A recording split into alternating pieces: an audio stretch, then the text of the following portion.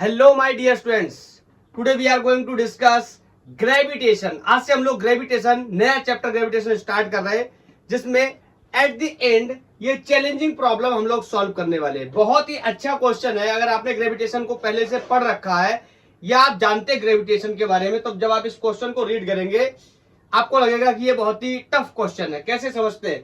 A solid sphere of radius capital R gravitationally attracts a particle at a distance 3r from its center with force F1।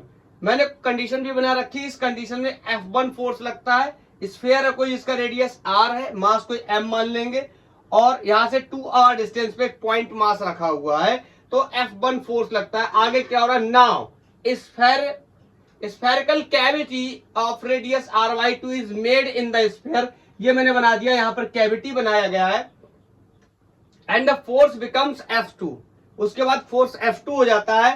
Then the value of F1 raise to F2 is. The question is कि इन दोनों के forces का ratio क्या होगा। मैं आपको एक बात और भी बताना चाहता हूं।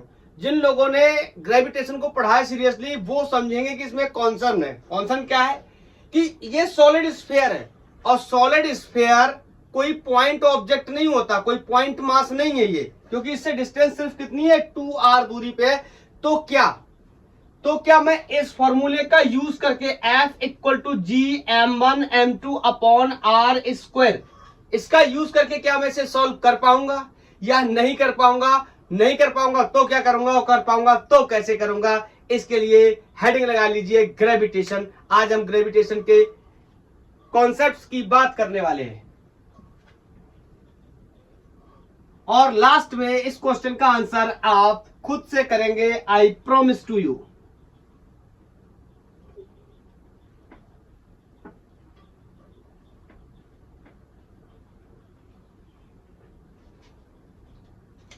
चैप्टर का नाम ग्रेविटेशन। सबसे पहला हेडिंग लगाएंगे न्यूटन्स लॉ ऑफ ग्रेविटेशन। अब इसमें कोई शक और शोभा तो है नहीं कि मैं आपको ये बताऊं ये सर आइजैक न्यूटन ने दिया था।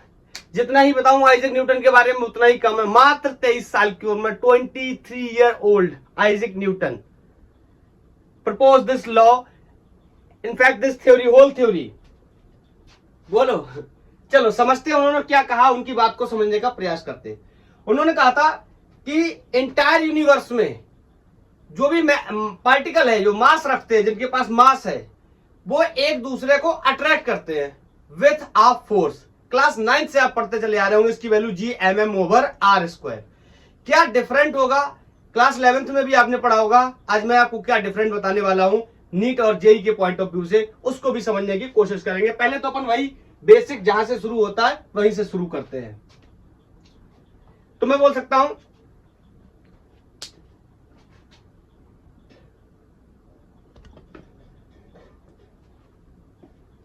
Every particle of matter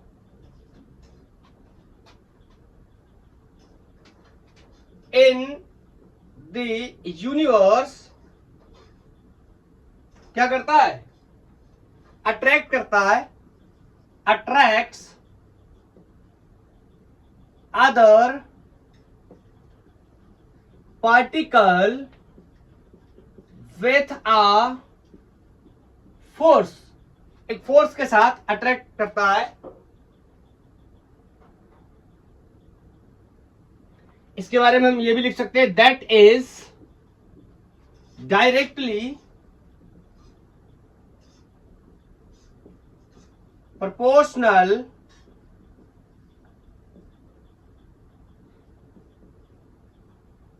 to their masses या product of their masses and inversely या inverse square to the distance between two particles. समझते हैं। मेरे पास मान लो ये कोई पार्टिकल है जिसका मास m1 है और एक कोई दूसरा पार्टिकल है जिसका मास m2 है। इन दोनों पार्टिकल्स के बीच का डिस्टेंस मैंने कोई r मान रखा है। ओके, तो according to the Newton's law of gravitation मैं कह सकता हूं इन दोनों पे लगने वाला जो फोर्स है इनके मासेस के डायरेक्टली प्रोपोर्शनल है और इनके बीच के डिस्टेंस के इनवर्स स्क्वायर प्रोपोर्शनल है। ओके, मैं आपको यहां पर एक बात और बताना चाहता हूं। जब भी आप क्लास 12th में एंटर करेंगे और क्लास 12th में एंटर करने के बाद आप सबसे पहला जो टॉपिक है वहां पढ़ाई करेंगे इलेक्ट्रोस्टैट्स की, मींस दो चार्जेस के ऊपर लगने वाले फोर्सेस, वहां पे attractive as well as repulsive forces होंगे। यहां पर सिर्फ और सिर्फ अट्रैक्टिव फोर्स होते हैं, masses never show the phenomena of repulsion. तो वहां पर भी आप कुछ इसी तरीके का एक लॉ पढ़ेंगे, masses will replace by the charges, और ऐसे नियम को हम कूलम्स लॉ के नाम से जानेंगे। क्लियर है? तो इन दोनों को अगर मैं कंबाइन कर दूं so I can say F is going to be proportional m1 m2 upon r square. और हमें पता है जब भी अपन पढ़ाई करते हैं फिजिक्स में प्रोपोर्शनलिटी हटाते हैं तो अलग अलग जगहों पे अलग अलग कांस्टेंट आते हैं। यहां पर आने वाले constant universal gravitation constant G से डिनोट करते हैं। इसके बारे में मैं एक दो बातें अभी आपको और भी बता दूंगा। इतने फोर्स से एक पार्टिकल यूनिवर्स में दूसरे पार्टिकल को अट्रैक्ट करता है, यह बात बताई थी सर आइजैक न्यूटन ने। Is that clear? अब इस G के बारे में मैं आपको बता देता हूं। इस G का नाम यूनिवर्सल ग्रेविटेशनल कांस्टेंट होता है और इस G की value 6.67 into 10 to the power -11। अगर यूनिट निकालने की कोशिश करूं, इसको इधर भेज दूंगा, this is going to be newton. ये डिस्टेंस है, इधर जाएगा तो मीटर स्क्वायर, ये मासेस डिवाइड में जाएंगे तो KG square is the unit. मैं इस G के बारे में आपको एक दो बातें और बहुत ही डिफरेंट बताने वाला हूं। इसका नाम है यूनिवर्सल ग्रेविटेशनल कांस्टेंट। इस G की वैल्यू इंटायर यूनिवर्स में सेम रहती है। आपको मैंने जब यूनिट डायमेंशंस के बारे में पढ़ाया था तो वहां पर मैंने आपको dimensional less constant, dimensional constant, इन जैसी चीजों के बारे में भी बताया था। तो इसका डायमेंशनल कांस्टेंट है, इसका हम डायमेंशन भी निकाल सकते हैं विद द फिक्स वैल्यू। इसकी वैल्यू हमेशा फिक्स रहती है। Is that clear? Entire universe में कहीं पर भी इस G की वैल्यू चेंज नहीं होती है। तो अगर मैं इसके डायमेंशन की बात करूं, बहरहाल हम लोग इसका डायमेंशन पहले भी निकाल चुके हैं, यहीं से निकाल लेता हूं। न्यूटन का dimension ml t-2, this is metre means l square, बोलो, over kg means m square. और यहां एक m से एक m चला जाएगा, m ऊपर आएगा तो माइनस का हो जाएगा, l स्क्वायर है, ये l है, l क्यूब हो जाएगा। तो फाइनली मैं इसका फिल्टर्ड डायमेंशन लिख देता हूं, m l cube m-1 l cube t-2 is the dimension of universal gravitational constant and value भी मैंने बता दी और ये क्या रहती है? फिक्स। इतनी बात तो आपने क्लास 9th में भी पढ़ी होगी और क्लास 11th में भी पढ़ी होगी। 9th में बस डायमेंशन नहीं पढ़ा होगा। अब इसमें क्या अच्छे तरीके से हम और ढूंढ सकते हैं from the point of view of JEE and NEET, उसके लिए मैं आपको कुछ बातें बताने जा रहा हूं। उन बातों का हम ख्याल रखेंगे, पॉइंट बाय पॉइंट डिस्कस करेंगे। ये जो फोर्स है ग्रेविटेशनल फोर्स, जिसकी value G mm over m1 m2 आप बोला करो, मैं mm बोलता हूं, mm ओवर r स्क्वायर, इस फोर्स के बारे में मैं आपको कुछ बातें बताना चाहता हूं। जैसे आपको मैंने अभी अभी बताया कि G की value 6.67 into 10 to the power -11 newton metre square पर केजी स्क्वायर, और इंटायर यूनिवर्स में इसकी वैल्यू क्या रहती है? सेम रहती है। F equal to G m1 m2 upon r square.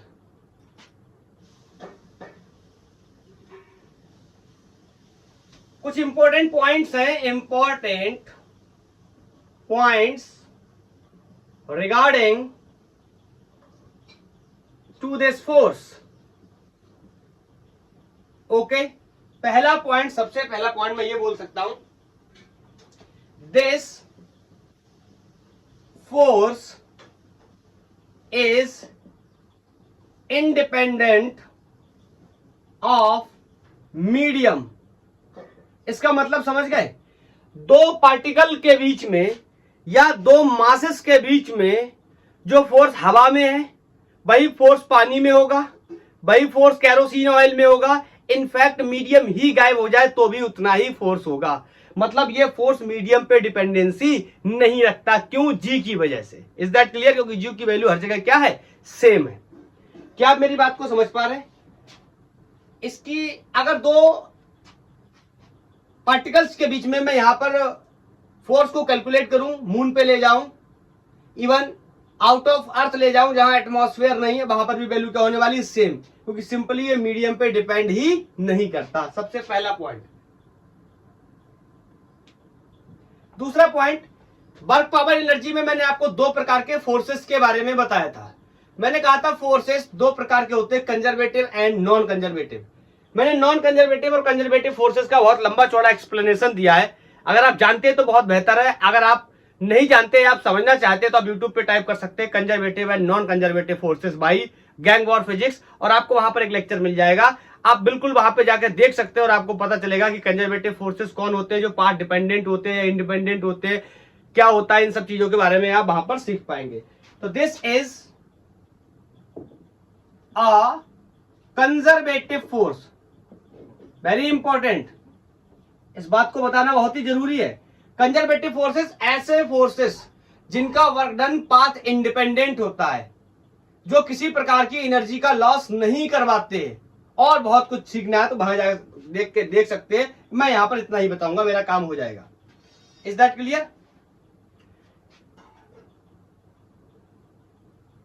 एक और बात, यहां पर इसका पिक्चर दोबारा से बनाता हूं।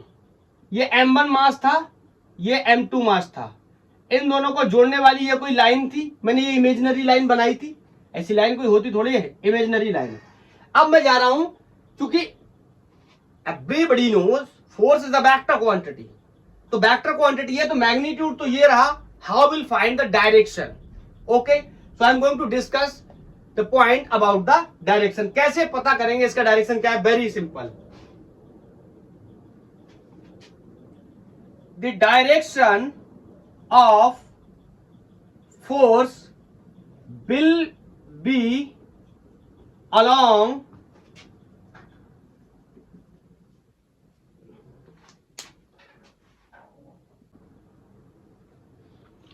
सॉरी, लाइट की वजह से थोड़ा सा डिस्टरबेंस हो गया। दोबारा से कहीं करते हैं। The direction of force will B along the line joining two particles. इस बात का मतलब मैं आपको बताता हूं। मतलब ये वाला मास इस वाले मास को इसी लाइन के ऊपर ही अट्रैक्ट करेगा, लाइक दिस। ऐसे ये अट्रैक्ट कर सकता है, या फिर ये वाला इसको ऐसे अट्रैक्ट कर सकता है, इस तरीके से। ओके, ऐसा नहीं हो सकता कि ये, यहां पर बताता हूं रफ पिक्चर से, यहां पर ये वाला मास इस वाले मास को ऐसे अट्रैक्ट कर लेगा या ऐसे अट्रैक्ट कर लेगा। समझ रहे हो ना? साधारण भाषा में बोलूं तो आड़ा टेढ़ा टेढ़ा अट्रैक्ट नहीं करेगा। हमेशा इस लाइन ज्वाइनिंग, जो इमेजिनरी लाइन हम लोगों ने बनाई है, उसी लाइन, इमेजिनरी लाइन पे ही क्या करेगा? अट्रैक्ट करेगा। तो डायरेक्शन क्लियर है?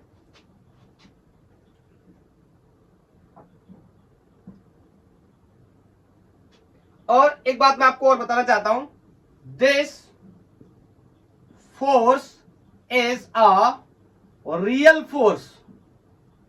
रियल फोर्स आपको मैंने बताया था कि दो प्रकार के फोर्सेस होते हैं, एक रियल फोर्सेस और दूसरे सूडो फोर्सेस।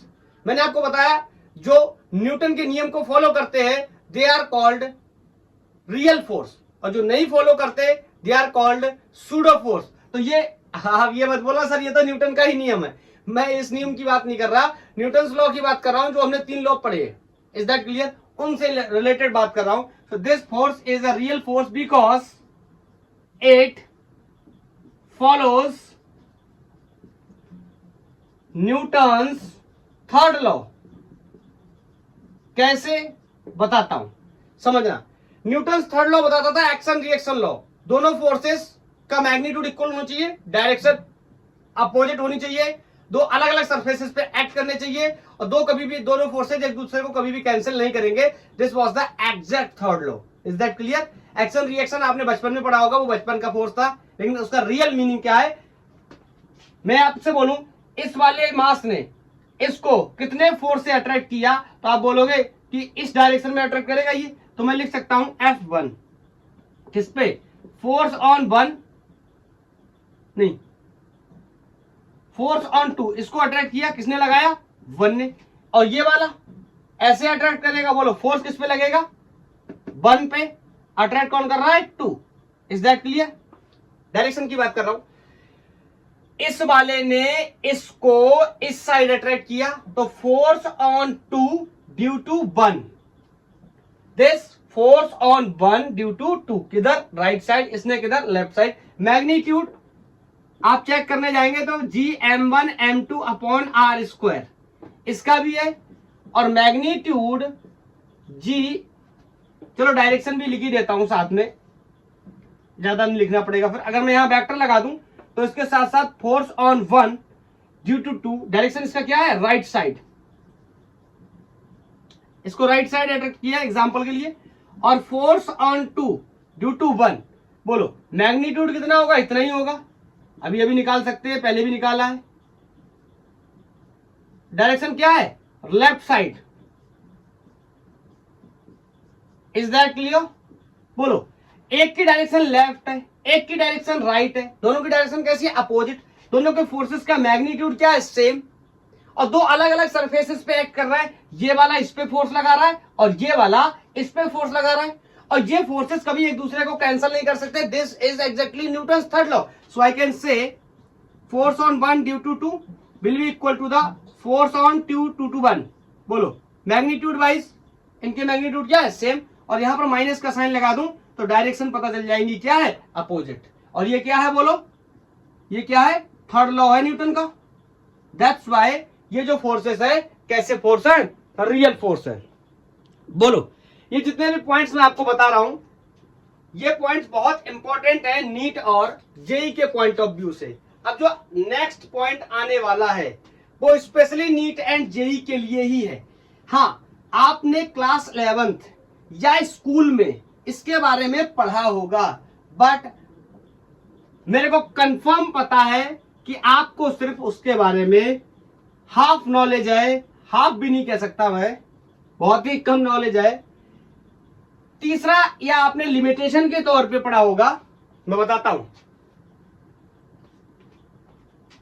पांचवा point, this force is applicable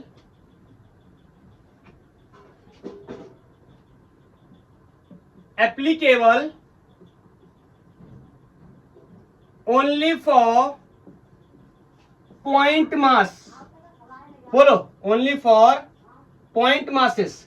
ये बात आपने पढ़ी होगी क्लास में, स्कूल की क्लास में, और आपको पता भी होगा, लेकिन इसका असल मतलब क्या है ये बात आपको नहीं पता होगी. हाँ, हो सकता है आपके स्कूल का टीचर अच्छा रहा हो तो उसने ये भी बताया हो कि अर्थ और मून पे भी हम इन जैसी चीजों की बात कर सकते हैं, इस फोर्सेस की बात कर सकते हैं. क्यों? क्योंकि अर्थ और मून के बीच का डिस्टेंस बहुत ज्यादा है, तो earth and moon will be behave like a point mass. तो हम वहां पर भी इसका यूज कर पाएंगे. Yes, absolutely correct.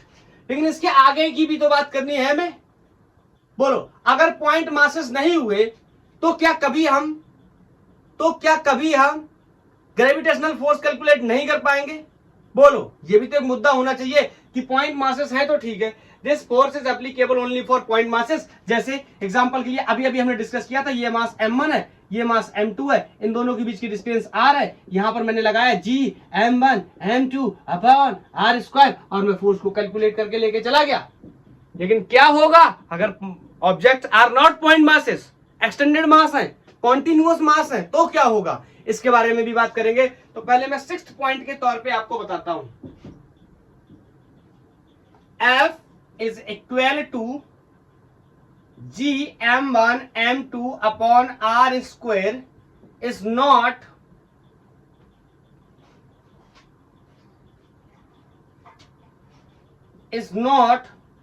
Applicable for, ध्यान से सुनना, कॉन्टिन्यूअस मासेस। कॉन्टिन्यूअस मासेस का मतलब जैसे एक रॉड है, उसके ऊपर मास फैला हुआ है। अरे यार, मास फैला हुआ होने का क्या मतलब होता है? ये एक्सटेंडेड ऑब्जेक्ट है, इसका मास का यहाँ पे भी हर जगह है। ये पॉइंट ऑब्जेक्ट तो है नहीं। Is that clear? तो पॉइंट ऑब्जेक्ट होगा तो यहां से कर ले जाएंगे, और पॉइंट ऑब्जेक्ट नहीं है तो ये वैलिड नहीं है। आगे सुनना, this is not applicable for the continuous masses एक बात मैं आपको यहां पे बताता हूं, जो क्वेश्चन आपने शुरुआत में देखा था, आपने जो क्वेश्चन शुरुआत में देखा था वो यहीं से मैंने सॉल्व करके बताया है कैसे। लेकिन but this is applicable for two spheres, comma two spherical shells. मेरी बात का मतलब समझे? देखो, ये कॉन्टिन्यूअस बॉडीज पे तो एप्लीकेबल नहीं है। जैसे आपको पता है स्फीयर के पूरे वॉल्यूम में मास डिस्ट्रीब्यूटेड होता है। ये क्या है? स्फेरिकल सेल का मतलब होलो स्फीयर टाइप से। तो इस पे भी, इसके सरफेस पे मास फैला हुआ है, तो इसके लिए तो एप्लीकेबल नहीं होना चाहिए, क्योंकि ये कॉन्टिन्यूअस मास सिस्टम पे एप्लीकेबल नहीं है। लेकिन but this is applicable to the spherical, two spherical, कोई टू ऑब्जेक्ट है जो कि स्फीयर शेप के, टू स्फीयर या फिर टू स्फेरिकल सेल जैसे ऑब्जेक्ट है, तो उनपे भी। एक और बात बताता हूं, हाँ, इनका कॉम्बिनेशन भी बनाता हूं। एग्जैक्टली जो मेरा क्वेश्चन था, क्या? वन स्फीयर, एक तो स्फीयर हो गया, one sphere, and another is another point mass, ऐसे लिख दे रहा हूं। याद आया? जो क्वेश्चन लिखा ना, एग्जैक्ट दिस सिनेरियो है। एक स्फीयर है कोई, जिसका रेडियस आर है, जिससे 2r दूरी पे एक पॉइंट मास रखा हुआ है। ये एग्जैक्ट सिचुएशन है। तभी मैंने बोला था, अगर आप उस क्वेश्चन को गहराई से रीड करेंगे तो आपको समझ आएगा कि ये नियम तो एप्लीकेबल ही नहीं। अगर आपने पढ़ाई कर रखी है टूटी फूटी, तो आपको पता चलेगा ये तो एप्लीकेबल ही नहीं वहां पे, क्योंकि स्फीयर इज द एक्सटेंडेड मास। उसके ऊपर मास क्या है, उसके वॉल्यूम में डिस्ट्रीब्यूटेड है, तो वहां पर तो मैं यूज नहीं कर सकता। लेकिन मैं आपको यहां पर लिमिटेशन के तौर पे बता रहा हूं, ये नहीं एप्लीकेबल है कॉन्टिन्यूअस मास के लिए। लेकिन अगर दो स्फेरिकल बॉडीज है तो मैं उन पे यूज कर सकता हूं, या टू स्फेरिकल सेल है तो उन पे भी मैं यूज कर सकता हूं। अगर एक स्फेरिकल बॉडी है, एक स्फीयर है कोई, और दूसरा पॉइंट मास है, तो भी कर सकता हूं, या कॉम्बिनेशन बना दूं, एंड वन स्फेरिकल सेल है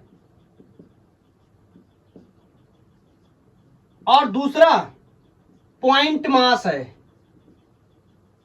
तो भी मैं यूज कर सकता हूं। मैं आपको बताता हूं, ऐसा ज्यादा इसके बारे में नहीं बताऊंगा, ये क्वेश्चंस के पॉइंट ऑफ व्यू से हम डिस्कस कर रहे हैं। हाँ, एक दो बातें इनके बारे में इंपॉर्टेंट बता देता हूं।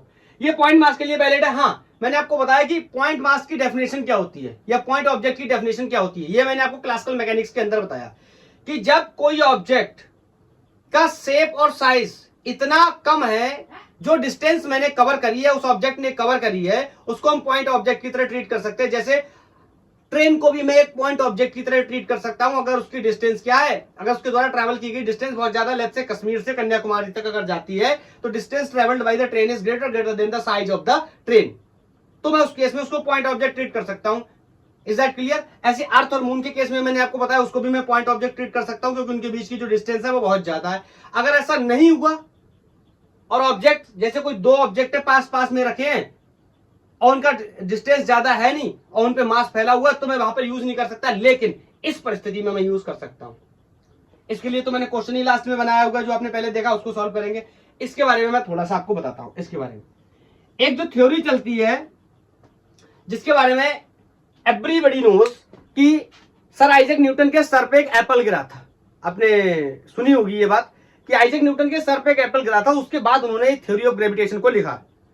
अब ये सच है झूठ है तो मैं नहीं जानता, लेकिन मैं आपको इतना बता सकता हूं कि पहली बात तो वो जो सेब उन्होंने लिया था वो अर्थ की सरफेस पे रखा था मतलब बहुत ऊपर रखा था।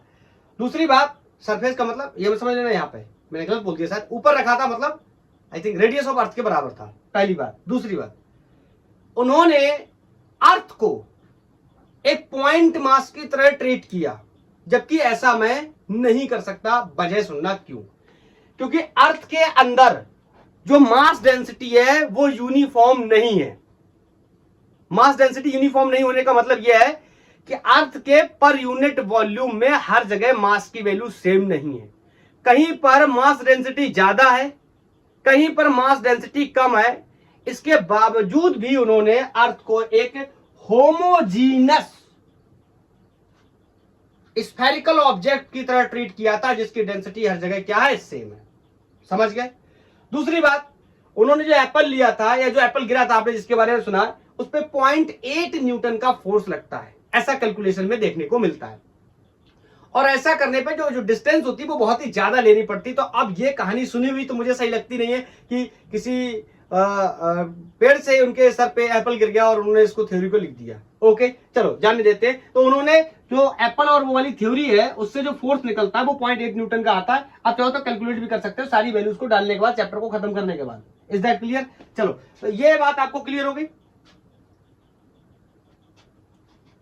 अब दूसरा मुद्दा ये आता है कि चलो ठीक है, नहीं लगा सकता मैं कॉन्टिन्यूअस ऑब्जेक्ट्स पे, तो क्या कॉन्टिन्यूअस ऑब्जेक्ट में मैं ग्रेविटेशन फोर्स को कभी कैलकुलेट ही नहीं कर सकता? ऐसा नहीं है। यही एक पॉइंट है जो आपने क्लास 11th में पढ़ा नहीं होगा। यहां तक की पढ़ाई आपने पढ़ी होगी इतनी कि this is applicable for point masses, ये बता दिया होगा। स्कूल में अर्थ, मून और पॉइंट ऑब्जेक्ट क्या होता है इसके बारे में बता दिया गया होगा। यहां से एक नई शुरुआत होती है जो आपको प्योरली जेई में एंट्री दिलाती है। तो मैं अब इस बात के बारे में बताना चाहता हूं कि नहीं लगा पाया मैं कॉन्टिन्यूअस ऑब्जेक्ट पे, लेकिन बशर्ते वो कॉन्टिन्यूअस ऑब्जेक्ट टू स्फीयर ना हो, टू स्फेरिकल सेल्स ना हो, या एक स्फीयर एक पॉइंट मास ना हो, या वन स्फेरिकल सेल या पॉइंट मास ना हो। अगर ऐसा होगा तो मैं इस नियम को लगा करके लेके चला जाऊंगा इस परिस्थिति में। Is that clear? लास्ट में जाके मैं इसके ऊपर क्वेश्चन भी सॉल्व करने वाला हूं।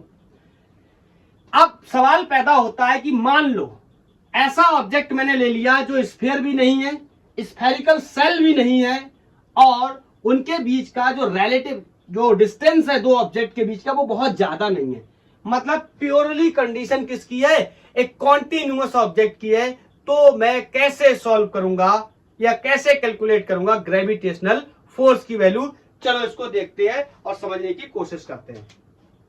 पॉइंट नंबर 6 को मैं एक्सटेंड करता हूं 7 के लिए। हाँ, इसका कॉन्सेप्ट मैं आज बताऊंगा, लेकिन इसके लिए कैलकुलेशन नेक्स्ट लेक्चर में करने वाले हैं, नहीं तो ये लेक्चर 2 घंटे के आसपास चला जाएगा। मैं अपनी लेंथ रखना नहीं चाहता। कॉन्सेप्ट आज आपको बताता हूं। लेट्स से मेरे पास एक कोई रॉड है, ओके, ये मेरे पास कोई रॉड है और मैं ऐसा मान के चल रहा हूं कि ये यूनिफॉर्म डेंसिटी का रॉड है। यूनिफॉर्म करना जरूरी है, हाँ।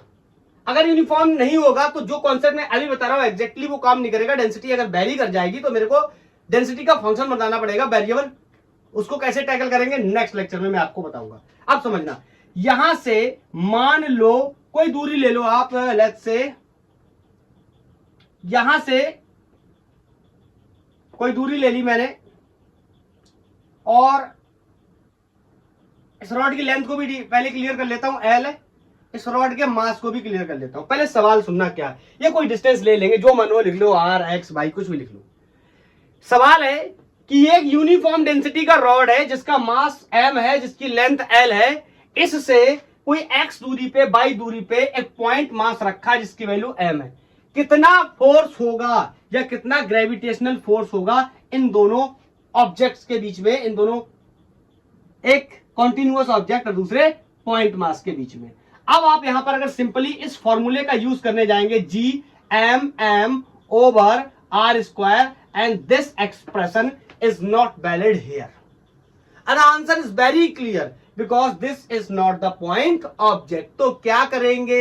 मैथमेटिक्स का सहारा लेंगे और इसको बनाएंगे क्या? Point mass. कैसे? लेट्स से मैं यहां से x दूरी पे गया और यहां पर जाके मैंने एक एलिमेंट काट लिया। इस एलिमेंट को मैं बाहर निकाल देता हूं आपको समझाने के लिए। ये डिफरेंशियल एलिमेंट मैंने काटा है, इसकी लेंथ कितनी है? dx, तो इसका मास भी कितना होगा? dm। Is that clear? अब मैं भूल जाता हूं पूरी रॉड को और एज्यूम करता हूं कि ये एक एलिमेंटल जो पार्ट काटा है, of course this is going to be the point mass. क्यों? क्योंकि आपको पता है ये तो डिफरेंशियल लेंथ है, मैथमेटिक्स के अकॉर्डिंग इससे छोटा और पॉसिबल है नहीं। तो ये तो बिल्कुल मस्त पॉइंट मास बन गया है। और यहां से ये कोई डिस्टेंस x है जहां पर कोई दूसरा पार्टिकल m मास का रखा हुआ है। अब इन दोनों पर कितना फोर्स लगेगा ये बात मेरे को बतानी है। हाँ, ये बात भी मेरे को ध्यान में रखना है कि मेरे पास सिर्फ ये नहीं पूरा रॉड है, तो मैं इसको क्या करने वाला हूं, इंटीग्रेट करने वाला हूं। इंटीग्रेशन करूंगा और मैं बोलूं मान लो ये इसकी लेंथ dx है, इसका मास dm है, तो इससे इसकी वजह से एक छोटा सा फोर्स कोई प्रोड्यूस होगा जिसकी वैल्यू कितनी होगी, df। बोलो, और इस df को मैं क्या करने वाला हूं, इंटीग्रेट करने वाला हूं। और f को कैसे एक्सपोज कर सकता हूं, इस तरीके से g। बोलो, दोनों के मासेस, इसका मास dm, इसका मास m upon the distance between two is x square.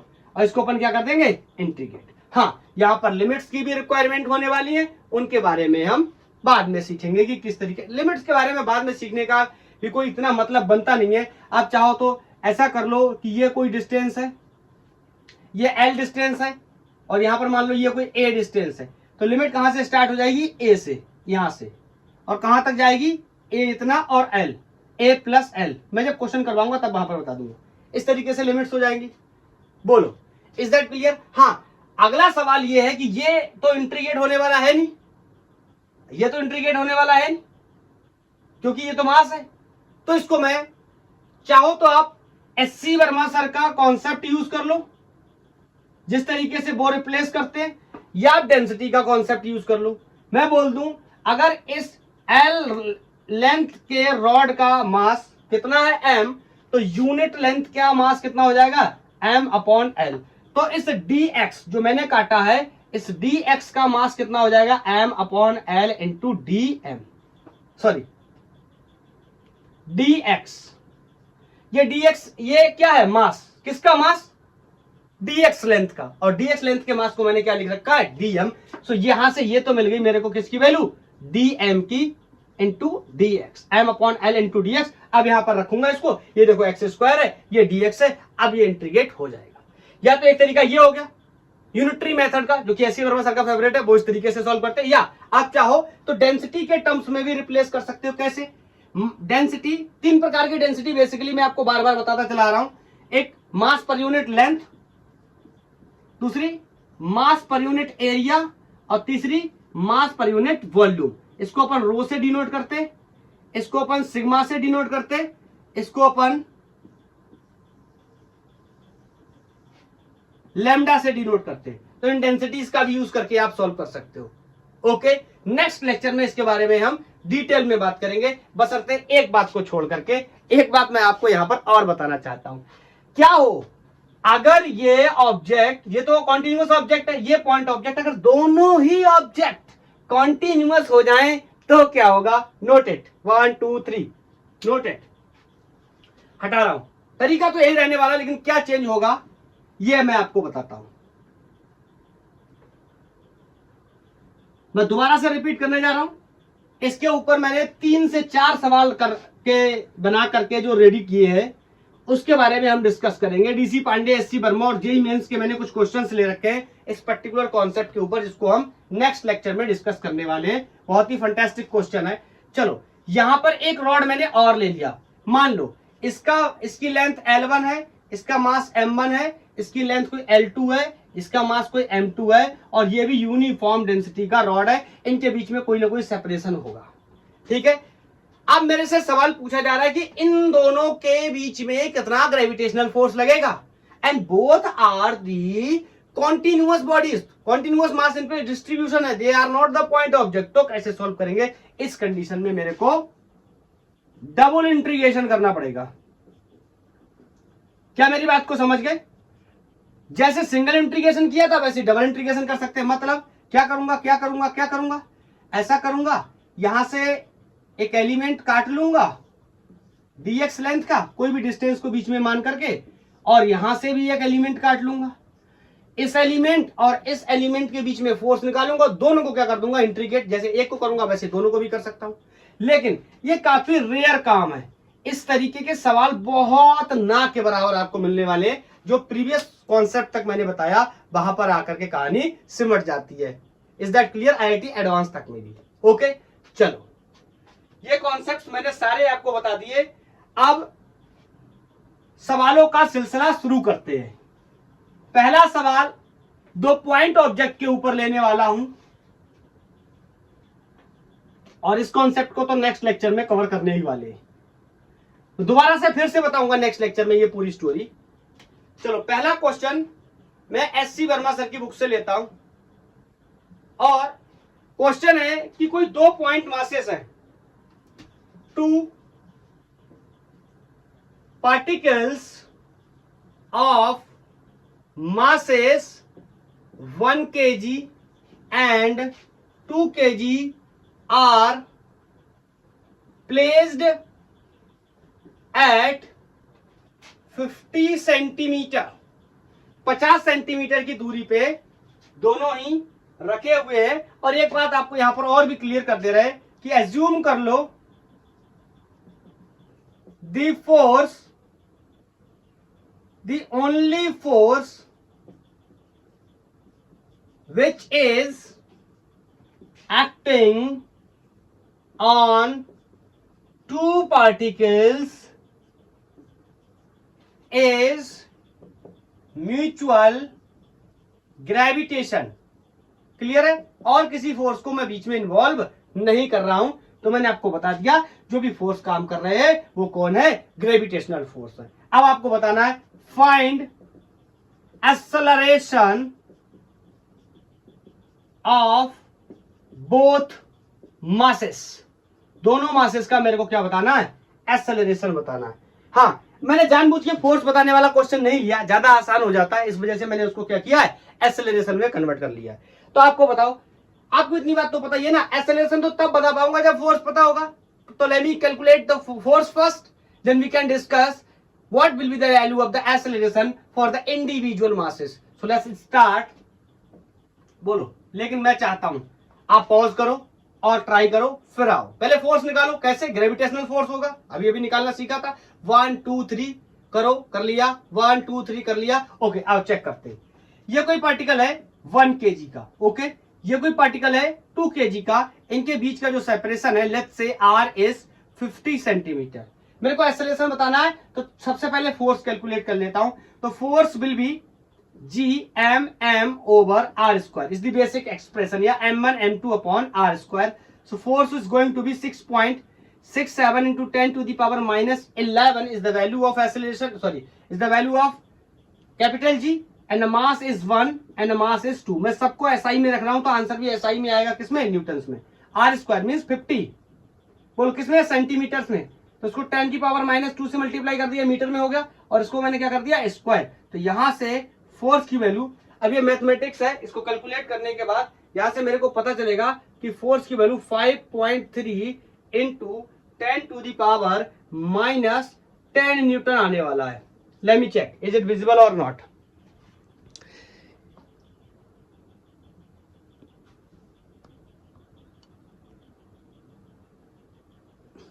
Yes, it is visible. चलो अभी आगे नेक्स्ट।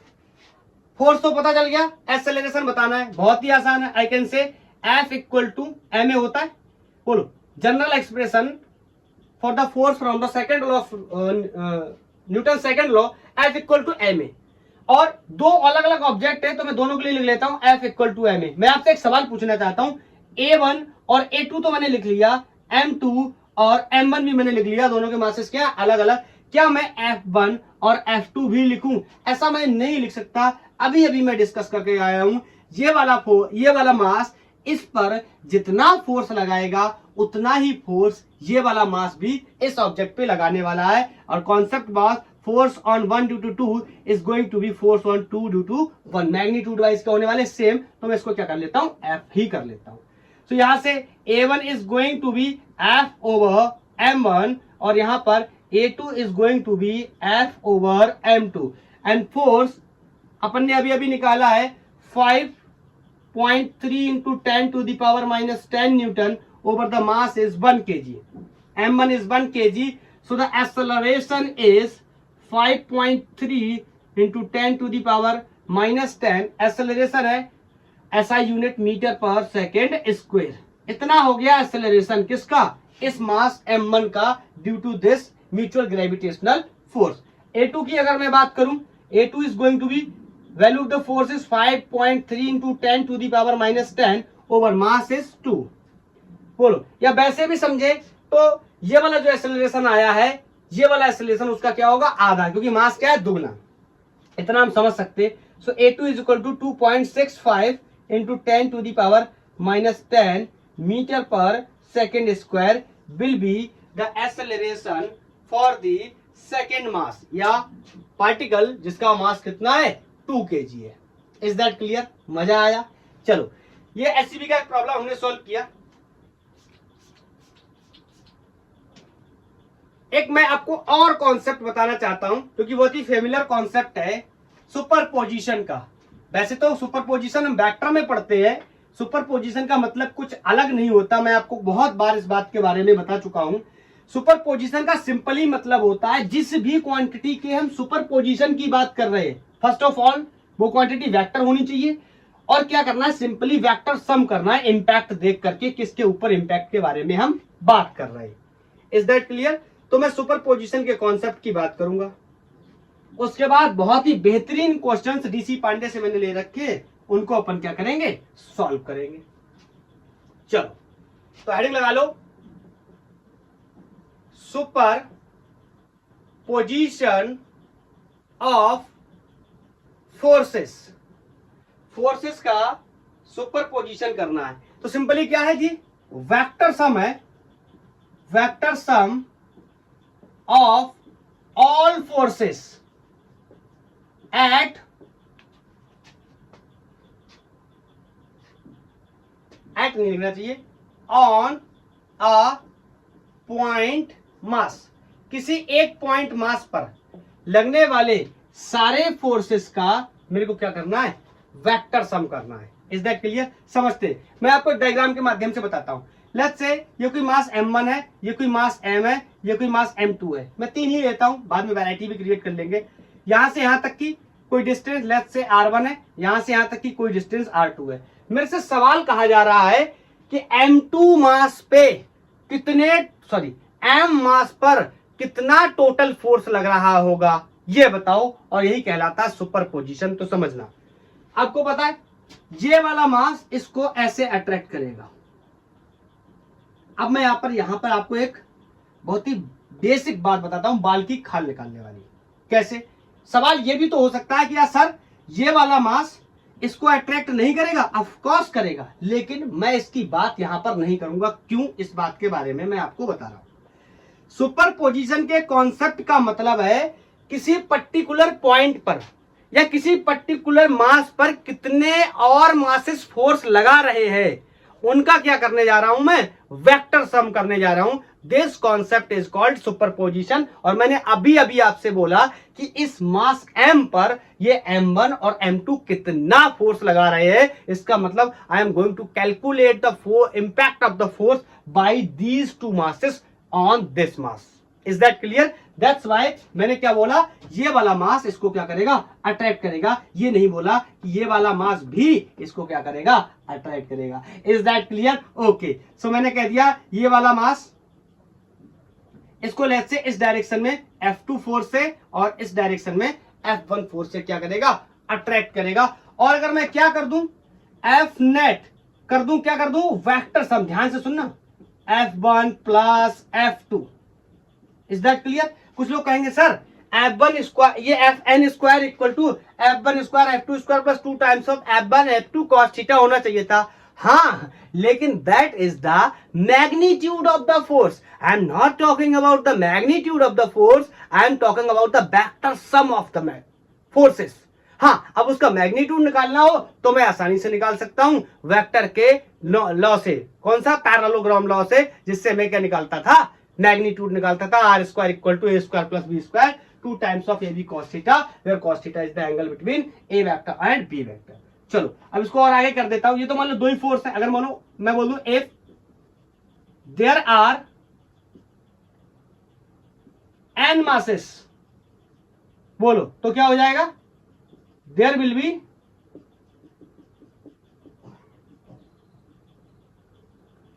n फोर्सेस, तो क्या लिख दूंगा, चलो लिख ही देता हूं direct, Fn is equal to F1 vector, F2 vector, F3 vector plus F4 vector plus dash dash dash dash dash Fn vector. क्या किया मैंने क्या किया, मैंने वेक्टर सम ही तो कर दिया, इसका सारे फोर्सेस का मैंने वेक्टर सम कर दिया। And this principle is called superposition principle. This may be for force, this may be for the different vector quantities. Class 12th में जाएंगे तो पता चलेगा। इलेक्ट्रोस्टैटिक्स में मैं इसको इलेक्ट्रिक फील्ड के लिए भी यूज करने वाला हूं, क्योंकि इलेक्ट्रिक फील्ड भी कैसी क्वांटिटी होगी, वेक्टर। चलो इस कॉन्सेप्ट को मैंने समझ लिया और अब मैं इसके ऊपर कुछ क्वेश्चंस की प्रैक्टिस करना चाहता हूं। और मैं मान के चल रहा हूं सारे लोगों ने वेक्टर पढ़ रखा है और वेक्टर का जो मैग्नीट्यूड है कैसे निकालते हैं उसके बारे में सब लोगों को पता है। अगर जिसका कॉन्सेप्ट कमजोर है या जो सीखना चाहता है वो यूट्यूब पे टाइप कर सकता है वेक्टर एनालिसिस या वेक्टर बाय द गैंगबॉर फिजिक्स। आपको बहुत ही अच्छे अच्छे लेक्चर्स वहां मिल जाएंगे, आप जा करके अपने नॉलेज को एनहेंस कर सकते हैं। अदरवाइज जितनी रिक्वायरमेंट होगी यहां उतना मैं आपको बता दूंगा। चलो एक क्वेश्चन के माध्यम से बात करता हूं। डीसी पांडे से मैंने ये प्रॉब्लम को लिया हुआ है और मेरे से बोल रहा है कि कोई एक स्क्वायर, इस तरीके से कोई एक स्क्वायर है और इसके सारे कॉर्नर्स पर मैंने ये छोटू एम मास रख दिए और ऑफ कोर्स स्क्वायर है तो उसके सारे साइड लेंथ क्या होंगे, बराबर। तो मैंने दो एडजेसेंट साइड लेंथ को बराबर कर दिया, इट मींस ये क्या है, स्क्वायर है। तो question is find the net force on any particle. अभी मैंने आपको आजादी दी है कि आप किसी भी पार्टिकल पे नेट फोर्स बता दो, जो कॉन्सेप्ट अभी हमने सीखा था उसके बारे में डिस्कस करके। चलो ट्राई करोगे, करो, 1 2 3 बोलो। चलो अब मैं बताता हूं। मान लो मैं इस मास पे कैलकुलेट करने जा रहा हूं, इन 3 मासेस की वजह से इस पे कितना होगा। अब इस पे कर लो, अब इस पे कर लो, अब इस पे कर लो, किसी पे कर लो, मैं इस पे कर रहा हूं, ठीक है। अब सुनना, ये वाला मास इसको ऐसे अट्रैक्ट करेगा किसी फोर्स से, लेट से कोई F1 फोर्स है, इज दैट क्लियर। ये वाला मास इसको ऐसे अट्रैक्ट करेगा कोई F2 फोर्स से, इज दैट क्लियर। मैं फिर से आपसे रिवर्स क्वेश्चन पूछ रहा हूं, क्या ये वाला मास इस फोर्स को अट्रैक्ट नहीं करेगा, करेगा, but we are going to not calculate at the time, क्योंकि मेरे को क्या बताना है, किसी एक पॉइंट मास के ऊपर बताना, इज दैट क्लियर। ओके चलो, ये वाला मास क्या इसको अट्रैक्ट करेगा, बिल्कुल करेगा, लाइक दिस। और आपको मैंने एक बात बता दिया कि अट्रैक्शन हमेशा लाइन ज्वाइनिंग पे ही होने वाला है, आड़ा बेड़ा टेढ़ा नहीं। हाँ, इसको ऐसे मिला लो तो ये डायगोनल भी बनकर रेडी हो जाएगा, इज दैट क्लियर। और फोर्स की जनरल जो एक्सप्रेशन होता है m1 m2 upon r square होता है, and everybody knows m1 m2 is same, are same for all. और एक बात और है, ये स्क्वायर है तो ये साइड लेंथ भी क्या है, a। तो मैं एक बात आपसे कह सकता हूं, यहां से मैं कह सकता हूं कि F1 F2 भी क्या होंगे, बराबर। मैं F मान लेता हूं, क्यों, देखो फोर्स में क्या क्या चीजें, मासेस है और डिस्टेंस है। मासेस तो क्वेश्चन ने सेम कर रखे हैं और डिस्टेंस को मैंने यहां से समझ लिया कि इनके बीच का डिस्टेंस a होगा और इनके बीच का डिस्टेंस भी क्या होगा, a। तो masses are same, distance are also same, so force will be also same. So I can say F1 और F2 की वैल्यू कितनी हो गई, F। क्या F3 की वैल्यू भी इसके बराबर होगी, ऑफ कोर्स नॉट। क्यों, समझने की कोशिश करते। मैं F3 को अगर लिखने जाऊं, चलो यहां पर मैं F3 को लिख रहा हूं, this is going to be m1 m2, of course masses are same, so I can say m। और बोलो डिस्टेंस, डिस्टेंस क्या होती है, between the two masses, this mass and this mass. Distance बोलो कितनी हो जाएगी, ये। This time this will not be distance, this will not be distance, this will not be distance. बोलो डिस्टेंस कौन सी होगी, 2 पॉइंट मासेस के बीच का distance, and distance is this, and this is simply diagonal of a square, and we can calculate very easily. अभी यहाँ पे मैं ज्यादा बताने वाला भी नहीं हूं। This is going to be a√2। कैसे, इसको और इसको रूट के अंदर भर के पाइथागोरस थ्योरम से स्क्वायर करो, ये आंसर आ जाएगा, इज दैट क्लियर। तो F3 can be right a√2 का whole square, this is the value of F3। बोलो क्या F3 को मैं F के टर्म्स में लिख सकता हूं, देखो कन्वर्ट करने की कोशिश करते हैं। This is going to be gm² upon a² और √2 का स्क्वायर विल बी 2। तो ध्यान से देखो, ये वैल्यू यहां पर मैं रखना चाहूं तो रख सकता हूं कितना, r की जगह a² और m1 और m2 की जगह रख सकता हूं m, so simply is going to be m²। तो मैं यहां पर इसको लिख सकता हूं क्या, f के बराबर, सो I can say f3 is going to be f/2। Is that clear? तो यहां से मैंने एक इंफॉर्मेशन ये भी जुटा ली कि जो f3 की वैल्यू है this is going to be f/2। अब मेरे को क्या करना है, वेक्टर सम करना है। Answer is very simple. चलो अब इसको मैं हटा रहा हूं और आपको वेक्टर सम करके दिखाता हूं। जो इंपॉर्टेंट इंफॉर्मेशन है मेरे को चाहिए, मैंने इधर लिख ली है, ठीक है। चलो अब समझते हैं, एक एक करके वेक्टर सम करने की कोशिश करते हैं। मैं इनका वेक्टर डायग्राम बनाता हूं। मैंने इसको बाहर निकाल लिया, इस पॉइंट को। लेट्स से यहां पर मैंने आपको बताया, यहां पर एक फोर्स लगाया मैंने कोई F इस डायरेक्शन में, यहां पर भी मैंने कोई फोर्स लगाया F इस डायरेक्शन में। Is that clear? हाँ, इस डायरेक्शन में एक फोर्स और काम कर रहा है, इसका नाम क्या है, F3। तो बोलो सबसे पहले तो मेरे को रिजल्टेंट निकालना पड़ेगा इस फोर्स का और इस फोर्स का। उसके बाद हम इस फोर्स के साथ उसका रिजल्टेंट बाद में कैलकुलेट कर सकते हैं। तो क्या मैं निकालने चलूं, तो इसके लिए लेफ्ट से मैंने बोल दिया यहां पर F एंड डैश, इन दोनों का रिजल्टेंट आ गया। इसकी वैल्यू मैं बहुत ही इजीली कैलकुलेट कर सकता हूं, f² plus 2 times of f cos 90। बोलो इन दोनों वेक्टर्स के बीच में कितना एंगल है, 90 डिग्री का। ये सारे लोगों को पता होगा मैंने कहां से लिखा है, जिनको नहीं पता एक बार मैं बता दे रहा हूं। r² = a² plus b² plus 2 times of ab cos theta. ये मैंने वेक्टर के एडिशन के लॉ से निकाला हुआ है। ओके, तो यहां से आप चाहो तो इसका लेक्चर भी देख सकते हो। वेक्टर लॉ ऑफ एडिशन आप टाइप कर दो यूट्यूब पे, आपको मिल जाएगा कहां से आया कैसे आया, पूरा ड्राइव भी किया हुआ है मैंने। तो बोलो cos 90 की वैल्यू 0, तो ये पूरा फंक्शन क्या हो जाएगा 0। दिस f², यहां पर भी स्क्वायर होना चाहिए, this f² is going to be 2f²। Root के बाहर यहां से स्क्वायर रूट लूंगा तो एक लाइन में थोड़ा सा शॉर्ट मार के लिख देता हूं, this is going to be f√2। कैसे, f² is going to be 2f²।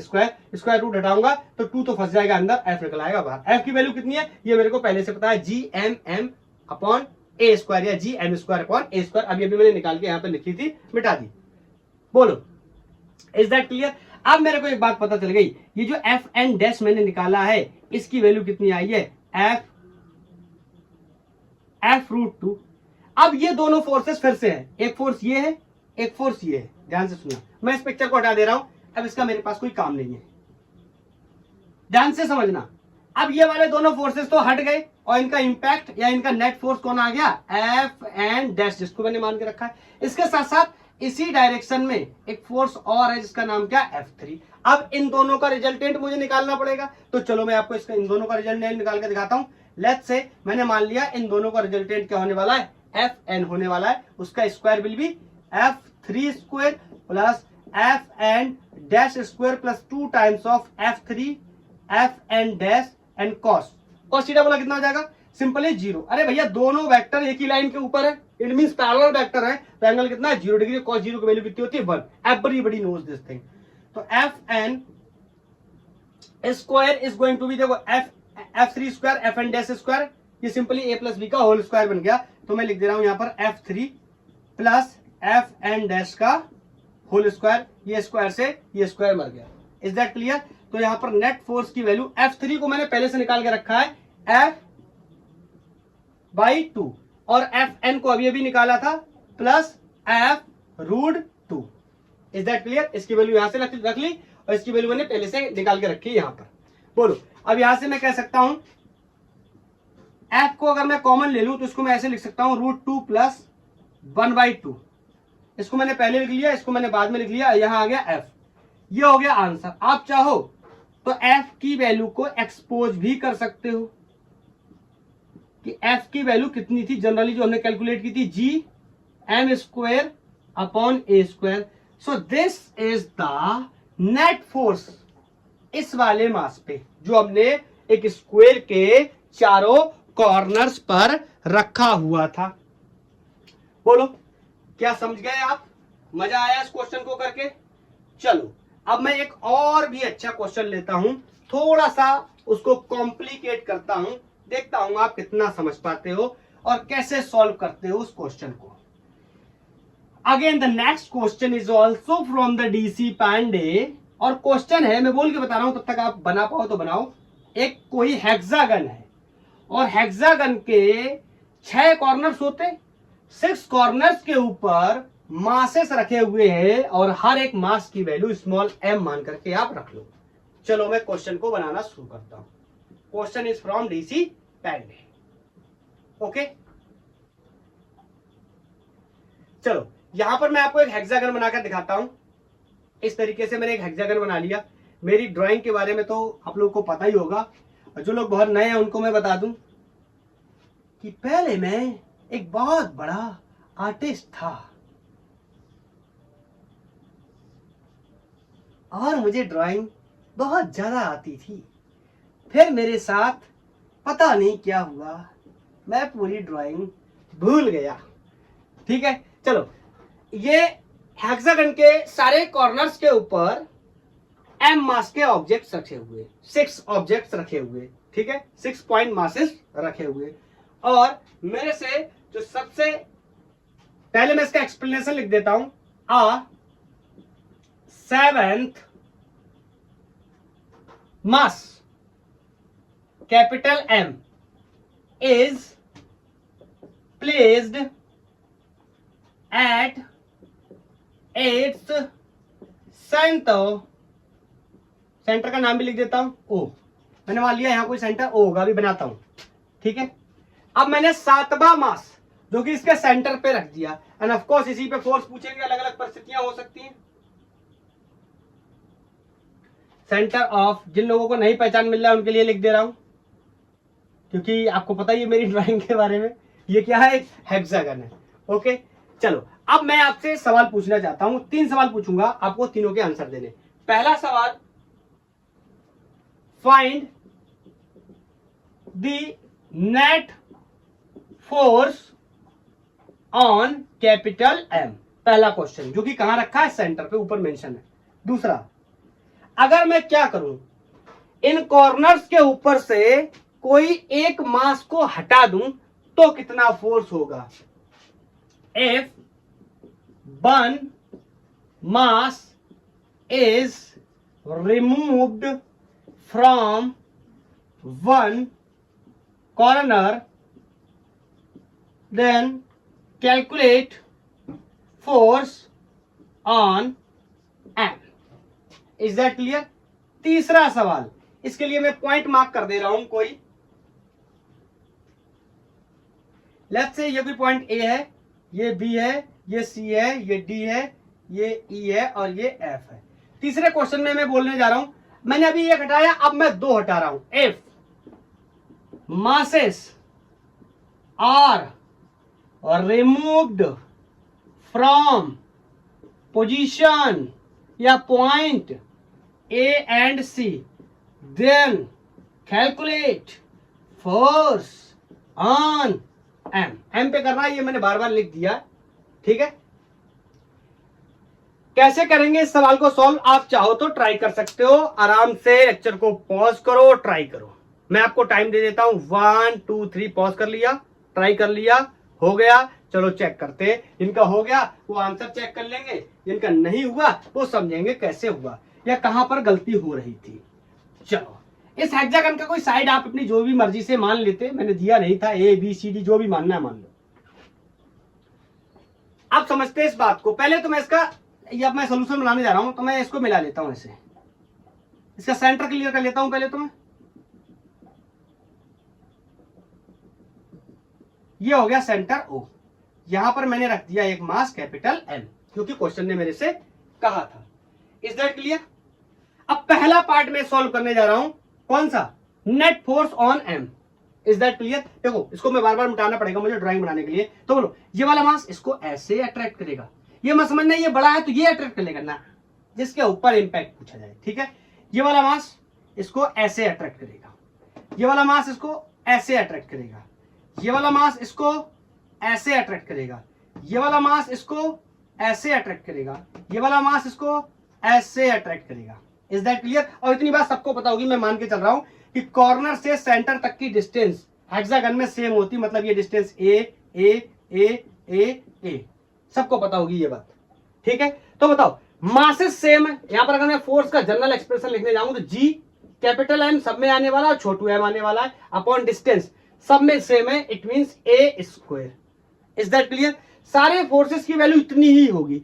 अब मेरे को डायरेक्शन देखना है और मेरे को अपना काम बनाना है।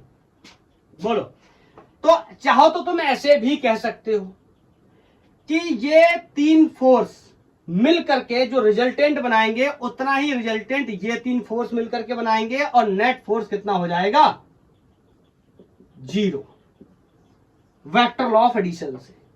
दूसरी बात, आप ऐसा भी कह सकते हो कि तीन फोर्सेस कोई भी तीन फोर्सेस, ये वाला ये वाला ये वाला, तो ये वाला ये वाला ये वाला, कोई भी तीन फोर्सेस जिनको मिलके आप रिजल्टेंट निकालोगे दूसरी डायरेक्शन में उतना ही रिजल्टेंट आ जाएगा बाकी तीन फोर्सेस का। मैं लिख दे रहा हूं, 3 forces are in same direction. बोलो, 3 forces are same direction. Same direction का मतलब एग्जैक्टली अगर मैं इनका रिजल्टेंट निकालूंगा तो उसकी बात कर रहा हूं।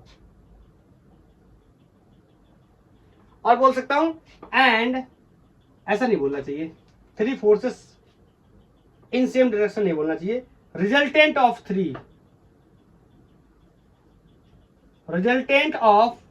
3 forces is in same direction, अभी सही है। एंड रिमेनिंग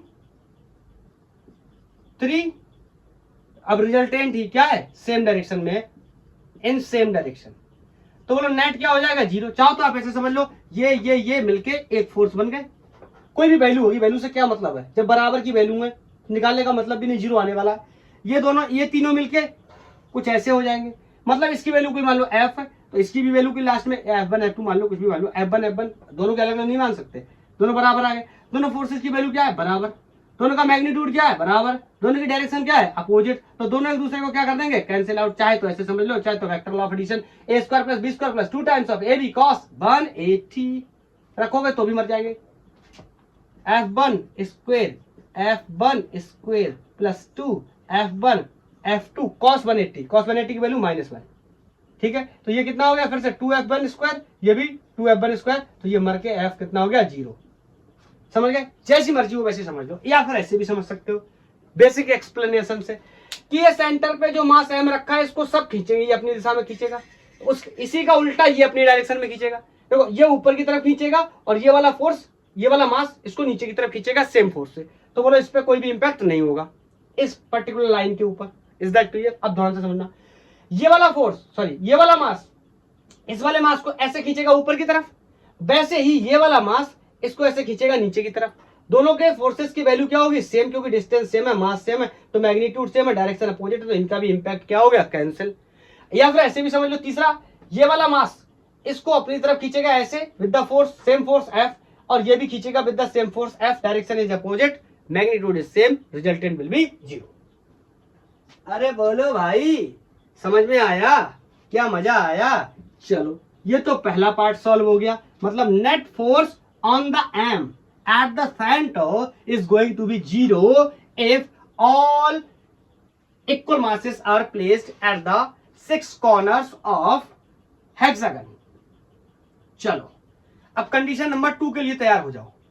कंडीशन नंबर 2 में उन्होंने ये कहा है कि किसी एक मास को मैं हटा दूं तो क्या होगा। चलो, मैंने कहा लेट से ए मास और रिमूव्ड, ए मास को मैंने हटा दिया इसको, तो आगे अगली पिक्चर क्या बनेगी? ध्यान से देखना। नेक्स्ट पिक्चर क्या होगी? कुछ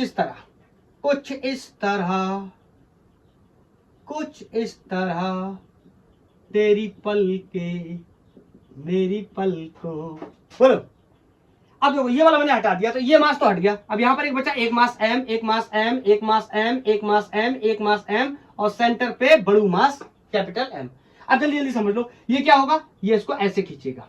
बोलो, ये वाला मास इसको ऐसे खींचेगा, ये वाला मास इसको ऐसे खींचेगा, ये वाला मास इसको ऐसे खींचेगा, और ये वाला मास इसको ऐसे खींचेगा। लेकिन अब नहीं है यहां पर कोई खींचने वाला, तो इस डायरेक्शन में कोई भी अट्रैक्शन नहीं होगा। बोलो, अब मेरे को तो बताना है नेट फोर्स। तो चाहो तो आप फिर से उसी टेक्निक का यूज कर सकते हो। ये वाला मास इसको F4 से ऊपर की तरफ खींचता है, डिस्टेंस सब में क्या है, सेम। तो आप कह सकते हो ये वाला फोर्स ये वाला कैंसिल हो जाएगा इससे। Directions are opposite and magnitudes are same because the masses are same and distance from the center to the corner is also same. So force is same, magnitude same, direction opposite, so cancel each other. Is that clear? Picture is clear? Yes, should be very clear. And same condition for this. This is also going to be cancelled. Bolo, they will also cancel each other. The region is same, same forces, same masses, same distance, same force, same magnitude, opposite direction. Is that clear? ये बचा, क्यों बचा, ध्यान से सुनना। मैंने ए को remove किया तो पिक्चर हुई क्या, इसका मतलब फोर्स ड्यू टू ए क्या हो गया, जीरो। यही तो पिक्चर हुई। ये वाला फोर्स क्या हो गया, जीरो। तो इसको कैंसिल करने के लिए कौन सा फोर्स होता था इस पिक्चर के अंदर, तो आप कहोगे ये डी वाला फोर्स होता था। तो डी वाले फोर्स को तो कोई कैंसिल कर नहीं सकता, क्योंकि उसका कैंसिल करने वाला तो हटा दिया गया है। तो बोलो रिजल्टेंट क्या होगा, रिजल्टेंट फोर्स कितना हो जाएगा, एफ डी। अरे जिसको कैंसिल करने वाला मर गया तो वही तो डोमिनेट करेगा पिक्चर के अंदर ना। अब बोलो, और इसकी वैल्यू किसी भी फोर्स की value G M, G capital M small m upon a square, क्योंकि डिस्टेंस सेम है और मास क्या, कैपिटल एम स्मॉल एम। तो ये फोर्स हो गया। डायरेक्शन वेरी इंपॉर्टेंट है। यहां पर बोलो किस डायरेक्शन में, इन डायरेक्शन।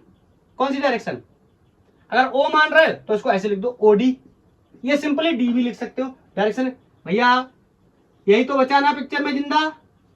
अगर ये जिंदा बचा तो इसी का तो इंपैक्ट जिंदा बचा होगा। बोलो, तो डायरेक्शन भी कहां बची है, डी की तरफ। अगर इस पॉइंट को मैंने डी लिया, मैं यहां पर थोड़ा सा बड़ा करके लिख दे रहा हूं, अगर ना दिख रहा हो तो डी की तरफ बचा।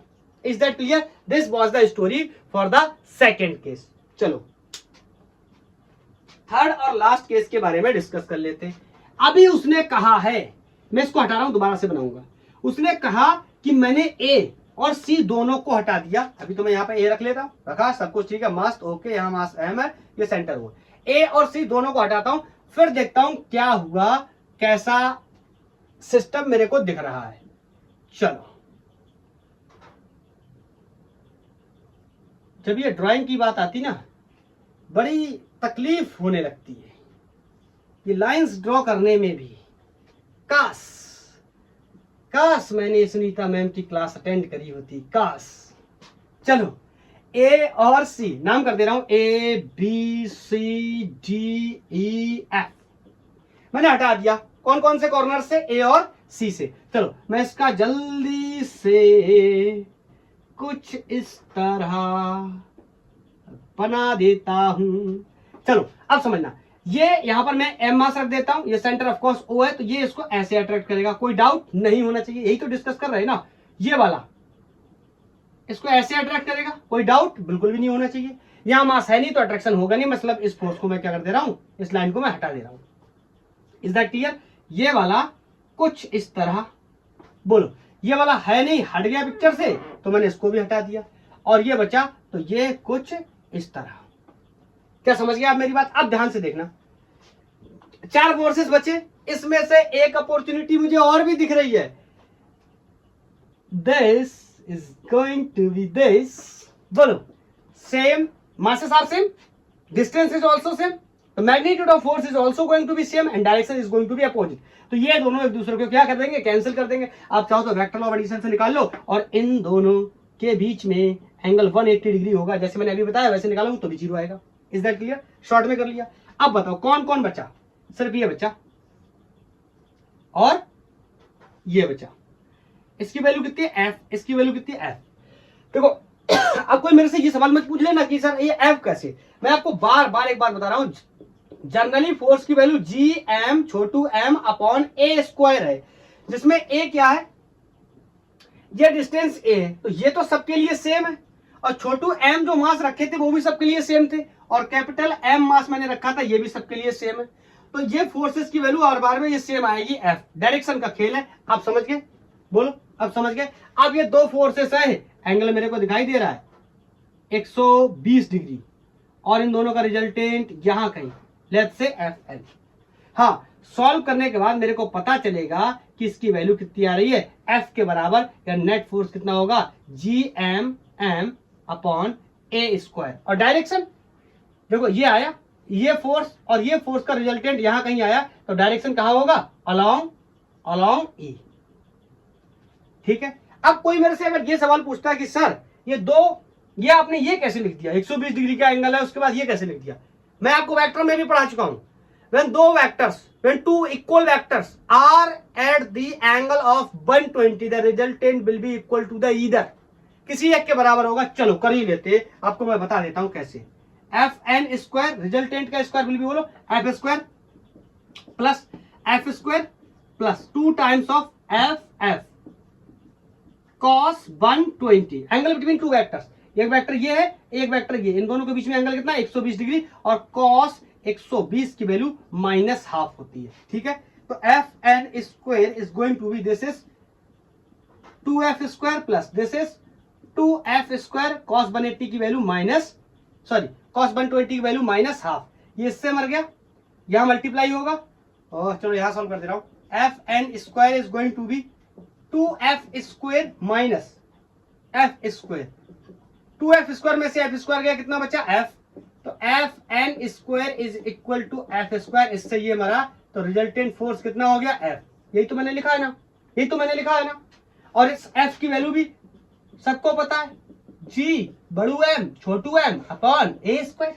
बोलो क्लियर है, मैंने आपको बताया भी है, जब भी दो बराबर वैल्यू के वेक्टर 120 डिग्री पे होंगे तो रिजल्टेंट उन्हीं के बराबर आ जाएगा। ये देखो वेक्टर में भी ऐसे क्वेश्चन हमने बहुत किए थे। क्या आप समझ पाए, डायरेक्शन इज इंपॉर्टेंट, क्या डायरेक्शन समझ पाए। हाँ, अगर जो लोग ऐसे समझना चाहते हैं डायरेक्शन को इम्पैक्ट के माध्यम, तो ऐसे भी समझ सकते हैं। बोलो ये मर गया, ये दोनों बचे, इन दोनों का रिजल्टेंट कहां आएगा, बीच में आएगा, इस कहीं इस लाइन पे आएगा, और ये लाइन किसकी तरफ है, ई की तरफ, तो इसीलिए मैंने लिख दिया क्या, अलोंग ई। क्या इस क्वेश्चन को आप पूरी तरीके से समझ पाए, क्या आपका कॉन्सेप्ट क्लियर है, क्या आपको कोई डाउट है, बिल्कुल भी नहीं होना चाहिए। तो चलो, जो क्वेश्चन मैंने बोर्ड पे लिखा था, problem of the day, question of the day करके, जिसके बारे में हमने डिस्कस किया था, उस क्वेश्चन को सॉल्व करते हैं और टाटा बाय बाय बोल देते हैं आज के लेक्चर को। क्या मैं क्वेश्चन को दोबारा से नोट करूं क्या, अब देखो मैं क्वेश्चन को दोबारा से नोट नहीं कर रहा, मैं उसका डायग्राम नोट कर दे रहा हूं। ओके, जेई 21 का प्रॉब्लम था और क्वेश्चन कुछ इस तरीके से है। अब मैं डायरेक्ट क्वेश्चन को नोट नहीं कर रहा, ऐसे ही बता रहा हूं पिक्चर के फॉर्म में। ये कोई एक सॉलिड स्फीयर है और यहां से कुछ दूरी 2r पर एक पॉइंट मास रखा है और इसका जो अपना रेडियस है इस स्फीयर का, ये r है। ये ऑफ कोर्स सॉलिड स्फीयर है। बताओ, चलो मास भी लिख लो, इसका मास कोई है। सबसे पहली बात, क्या ये कंडीशन वैलिड है, एक सॉलिड स्फीयर के साथ या एक स्फीयर के साथ मैं पॉइंट मास को रखा हुआ हूं, क्या मैं F = G/m/r² का यूज कर सकता हूं, यस ऑफ कोर्स। यही कंडीशन तो थी ना, कि किन किन केसेस में कॉन्टिन्यूअस बॉडीज होने के बावजूद भी मैं यूज कर सकता हूं Newton's law of gravitation, G = m/r²। ये भी कंडीशन थी। दो स्फीयर होते तो भी काम हो जाता, दो स्फेरिकल सेल होते तो भी काम हो जाता, एक स्फेरिकल सेल एक पॉइंट मास होता तो भी काम हो जाता। दिस इज द कंडीशन, एक स्फीयर है दूसरा पॉइंट मास है। अब इस कंडीशन में क्वेश्चन ने कहा है कि जो फोर्स है वो F1 है, मास मान लिया है, ठीक है, रेडियस r है, ठीक। उन्होंने कहा, अब मैंने क्या किया, नेक्स्ट कंडीशन में इसमें से मैंने एक कैविटी काट दिया और इस कैविटी का जो रेडियस है वो r/2 है और यहां पर सेम मास m रखा है with the same distance 2r, और इस कंडीशन में F2 फोर्स हो जाता है। तो आपने बताना है कि F1 कहां पे लिखूं, यहां लिख दे रहा हूं, F1 की वैल्यू कितनी होगी।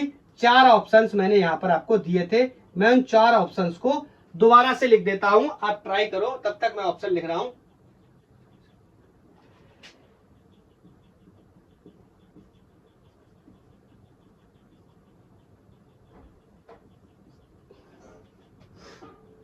25:36, 40 रेशियो नहीं, 40 रेशियो ऐसा नहीं, 41:50 और दूसरा है 50:41 और थर्ड वन या फोर्थ वन हम रखेंगे इसको, एक ऑप्शन और क्या रखना चाहिए, इसका उल्टा कर लो, 25-36 था, 36-25 कर लो। ठीक है, दिख रहा है? चेक कर लूं एक बार क्या? दिख रहा है। चलो करो ट्राई, 1 2 3, ये ऑप्शन आएगा। ठीक है, जिन लोगों का 50:41 आ गया है उनका सही है, कॉन्ग्रेचुलेशंस। आप समझते कैसे? देखो, इसके लिए तो कहानी बहुत ही आसान है। कहानी क्या आसान है? इसके लिए अगर मैं फोर्स F1 की वैल्यू लिखना चाहूं, this is going to be very easy for me. मैं क्या कर सकता हूं, इस पूरे स्फीयर को मान सकता हूं कि इसका मास कहां है, कॉन्सेंट्रेटेड यहां पर। यही तो कॉन्सेप्ट होता है ना। और ये डिस्टेंस कितनी है, r, और यहां से एक पॉइंट मास फिर से रखा है जिसकी डिस्टेंस कितनी है, 2r। तो ये टोटल डिस्टेंस एक लाइन में लिख दूं कितनी हो गई, 3r। यही कॉन्सेप्ट होता है कि इसका पूरा का मास हम क्या मान सकते हैं, सेंटर पे कॉन्सेंट्रेटेड मान सकते हैं। Is that clear? 3r। तो मैं कह सकता हूं g m upon r square. Distance कितनी है, r plus 2r, it is going to be 3r square. तो अगर मैं इसको सॉल्व करूंगा, F1 is going to be g capital M small m upon 9r square, equation 8। F1 की value तो मिल गई, F2 की वैल्यू भी निकाल लूं तो दोनों का रेशियो ले लूंगा। लेकिन F2 में प्रॉब्लम क्या है, अब F2 में ये कैविटी काट के निकाल दी गई, इसको मैं ऐसे सेट कर दे रहा हूं, इसमें तो मास है, ये काट के निकाल दिया गया। बोलो, तो क्यों ना मैं ऐसा करूं, इस कैविटी से कितना फोर्स जनरेट हो रहा था ये बात पता कर लूं और उसको इसमें से टोटल में से घटा दूं तो F2 आ जाएगा और F2 का रेशियो ले लूंगा। क्या करने जा रहा हूं बताता हूं। मैं F force due two cavity निकालने जा रहा हूं, तो लिख सकता हूं G, अब इसका कोई मास मान लो m डैश निकाल लिया काट के। ठीक है, G m डैश, और ये कौन है, m। बताओ डिस्टेंस कितनी हो गई, ये 2r और ये r/2, मतलब 2 और आधा कितना हो गया, 2.5 का मतलब 5/2r। और इसका क्या करना है, स्क्वायर। लेकिन प्रॉब्लम क्या है, यहां पर मेरे को मास की वैल्यू नहीं पता है, इसको यहीं पर रोक लो, मास की वैल्यू नहीं पता है। ठीक है, कितना मास होगा, इसके लिए मैं यूज कर सकता हूं कॉन्सेप्ट। मैं ये मान के काम कर रहा हूं, मैंने आपको पहले भी बताया है कि दोनों ही केसेस में जो स्फीयर है इसकी डेंसिटी क्या है, सेम। डेंसिटी का क्या कॉन्सेप्ट होता है, यहां पर यूज करके निकाल लेते हैं। Everybody knows density is equal to mass per unit volume. दोनों ही केसेस में डेंसिटी क्या होगी, सेम। तो इस केस की दोनों की लिख दे रहा हूं।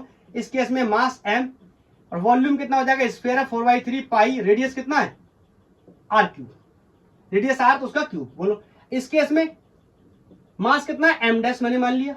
बोलो, डेंसिटी सॉरी वॉल्यूम कितना हो जाएगा, 4/3। बोलो, रेडियस कितना है, r/2, तो यहां पर r/2 का क्यूब। ठीक है, और ये दोनों वैल्यू बराबर होंगी तो मैं कह सकता हूं क्या, इन दोनों को मैंने बराबर कर लिया। कहां पे करूं, चलो यहां पे कर दे रहा हूं, फिर रिजल्ट यहां लिख दूंगा। और m upon 4/3 pi r³ is going equal to be m dash 4/3 pi, ये कितना हो गया, r³/8। मैंने ऐसा क्यों किया, क्योंकि दोनों ही स्फीयर की डेंसिटी क्या है, सेम है। Is that clear? तो यहां से 4/3 से 4/3 मर गया, ये r³ से यहां r³ मर गया, ये पलट के ऊपर जाएगा और यहां डिवाइड हो जाएगा। तो मैं कह सकता हूं, यहीं पे लिख दे रहा हूं, मेंशन कर दे रहा हूं, m डैश की वैल्यू कितनी आ रही है, m/8। Is that clear? यहां से ये पलट के ऊपर जाएगा, उसके बाद ये डिवाइड हो जाएगा। तो यहां से मेरे को m डैश पता चल गया ना। Let me check it is visible और नॉट। यस, तो बोलो यहां पर रख देता हूं। तो कैविटी की वजह से कितना फोर्स आने वाला है, G, m डैश की जगह capital M/8। Is that clear? Multiple with छोटू m, मल्टीप्लाई। बोलो, इसका स्क्वायर करूंगा, this is going to be 25 upon 4 and r square. इसको मारूंगा इसके साथ, कितना हो जाएगा, 2, 25 दूनाई 50। तो आई कैन से जो कैविटी की वजह से फोर्स आया है, G m छोटू m अपॉन 50 r स्क्वायर, ये कैविटी की वजह से आया। Is that clear? Visual? Yes, cavity का पता चल गया, टोटल का पता है, कैविटी का पता चल गया। अब क्या करना है, अगर इसमें से ये कैविटी मार दूं तो ये रिमेनिंग का आ जाएगा। Is that clear? चलो इस फोर्स की वैल्यू को आप याद रखना चाहो तो मैं साइड में इधर F1 को मेंशन कर दे रहा हूं, G कैपिटल M छोटू m upon 9r² is equation first. बोलो, इसको हटा रहा हूं।